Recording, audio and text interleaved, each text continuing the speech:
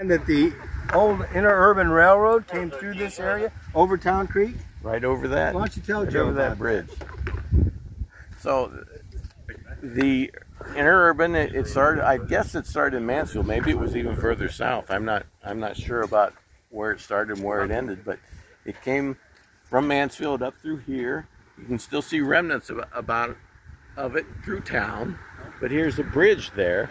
And we come across the bridge, went down Main Street, and then it, went up into West Salem and I believe Chippewa Lake, and then up into Cleveland. But it's been long gone.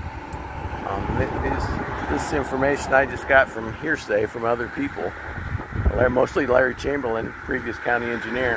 He pointed it out to me. So. And that people often wonder about this log cabin that seems to be built almost out of place with the frame construction that we have in Ashland. But that log cabin, there used to be the Van Alsdahl family. A lot of Van Alsdahls lived in this area. In fact, one ran a grocery store right over here that we'll talk about. But there was, I'm told, that was a cabin built for, he had landscaping things. So that was his business. Now I think it's rented. Now, I don't know the history of these lions. That one, is this part of the train? The track would have come through here. Now, whether these were built after that, I don't know, Bob. Well, there's a lot of history in downtown Ashland here. Oh, yeah. So this, this line goes all the way up to the east of the cemetery, and then out towards Smith Road. You can see remnants of it out at Smith Road, and then it continues on into Mansfield.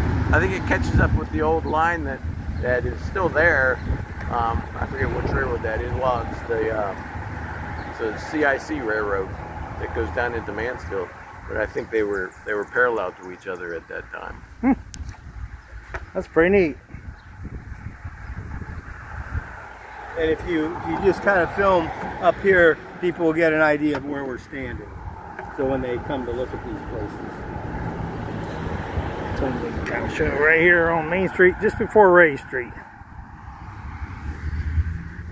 And you can find all this information at the Ashland County Historical Society. And they do a fine job of it too. Or if you call Joe Mason, Attorney Joe Mason's office, he'll tell you. Now this is an interesting building. Joe, do you recognize this building and what it might have been? I have no idea. In our day, when I grew up, there were a lot of those types of buildings. And they generally were a mom and pop store. And I've always thought of that building as that. And I learned today that from Mr. Mason that was, I think, of one of the Van Alsdahls. Had a little grocery general store there. Certainly looks like that would be it.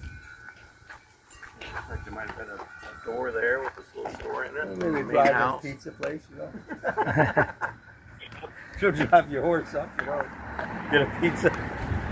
They didn't really have pizza back then. Yeah, this way. Maybe in New York.